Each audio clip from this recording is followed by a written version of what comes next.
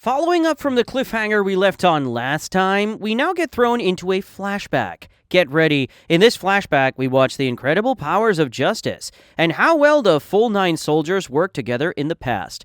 After a routine victory over the Voids, Luke and Justice share a fist bump, showing just how close they used to be. Back in the present, Hyujae provides a report on the latest and greatest Void that they find themselves up against. This Void, having a form similar to a slime, was able to completely ignore all their attacks and make its way to the Soul Future Tower. There, it has solidified and no attack has been able to break through its shell so far. According to QJ, the thing is likely a chrysalis, a cocoon that an evolved form of the Void will eventually crawl out of. Taking this all in, Natsuko comes to a decision. She's going to go out there and drop something that can kill that thing dead, because that worked so well for her last time. Yeah, as Luke is pretty quick to point out, frustrated beyond belief, Natsuko damn near died in their last battle. If she keeps up this lone wolf overconfidence nonsense, it won't just be a close call next time. Storming out in frustration, Luke ends up at the graves of the other 9 soldiers. Here he sits in silence, hoping to feel a little closer to the friends he's lost. That's when Justice shows up, surprising Luke, since he didn't know the Dragon Brothers visiting this place. However, Justice has an image to maintain, even if that is a really crappy one. So as he sits there, he just asks Luke if he wants to drink, starts getting drunk himself, and comments how hard he's working. Hoping that there's still some good in his friend, Luke tries to ask Justice to help them with the latest Void, so they'll have more fighters that can fly.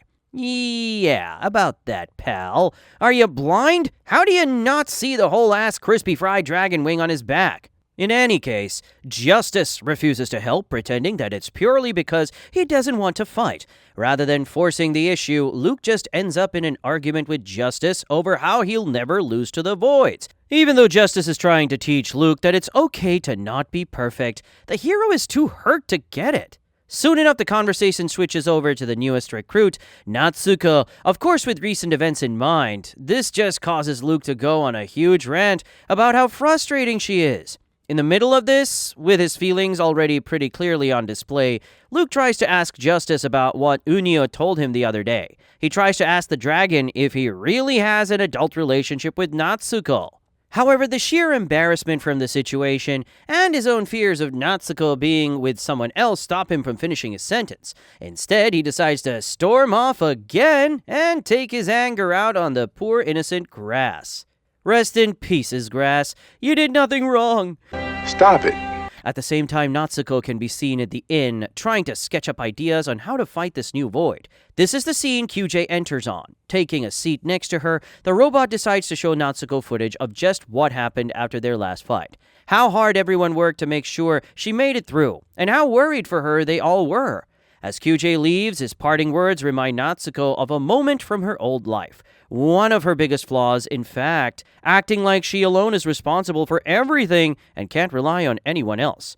And so the next day, Natsuko speaks to the others, telling them that she wants to hear their plan for beating this thing together. As the others respond with shock, Mamoru speaks up in Natsuko's defense.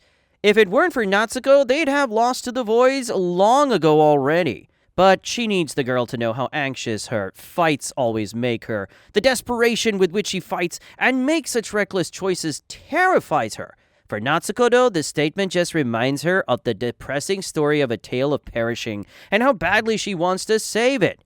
As Mamoru closes in on Natsuko and lovingly tells her friend she wants her to survive, Natsuko finally shows a softer side. Blush bright on her face, she's actually calm and never mind. She's back to being laser-focused on drawing. At least it's just a drawing of Mamoru this time, because according to Natsuko, she's too cute not to save this face. Apparently, she's been drawing everyone's expressions that she hasn't already seen in the movie or its material. This, much to Luke's relief, explains what he saw the other day between her and Justice. Already riding that high, the hero's blush only gets brighter when Natsuko tells him she's made drawings of him more than anyone else. And then he ruins the moment by doing one of Natsuko's Saiyaman poses. Just wonderful! Out in the city, the civilians are being evacuated, and Elder Baobab is creating a barrier around the Soul Future. The preparations for the battle have begun.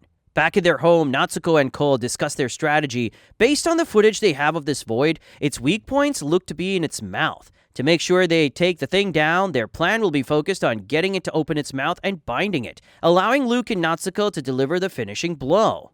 That evening, as the sun sets and the bell tolls, everyone knows one thing: the battle is about to begin. In his usual spot, Justice struggles with his choices and wonders what to do. Back with the main squad, Natsuko once again hears the mysterious voice, telling her that her efforts are pointless. Once again, though, she sees no one when she looks, so she just moves on. That night, everyone is in position when the void suddenly bursts out of its cocoon. Before anyone can react, Kyuji and Memerun are blasted back and swallowed by the void whole. Just like that, their plan has been ruined already. Worse still, Unio's horn has been broken, which means he can't go into his unicorn form. Down below, Natsuko quickly recovers from her fall and gets to work on an improvised plan.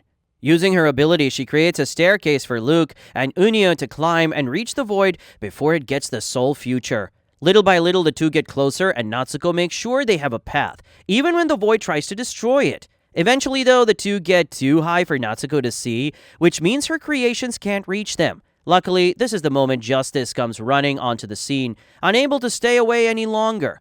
Before he can even try to protest, Natsuko comes running and orders him to fly her up with her desk. Although he can't fly properly, Justice can still at least float them up to where they need to be. And seeing how hard Luke and Unio are fighting, there's no way he'll do less than his best to help. As Justice puts his head through Natsuko's desk and has her climb on, the kids from Destiny's orphanage are watching them. All together, they start cheering the dragon on, their faith in the 9 soldiers stronger than any adults. As Justice struggles through his pain and injuries to get Natsuko where she needs to be, Luke and Unio finally realize the truth, watching from afar. Right now, though, they have more important matters to deal with. As Natsuko works overtime to create the rest of the path for them, Luke can only smile at the joint effort of his old friend and the girl he's beginning to have feelings for. Turning to the void, which has finally reached the soul futures barrier, Luke and Unio realize something. Kyuji and Memerun are still alive in there, and they're signaling for them to launch the final blow. Wasting no time, Unio uses the little power he can access without his horn and kicks Luke hard enough to send him upwards. There, face to face with the void, Luke watches as Memerun uses her magic to bind the monster from inside.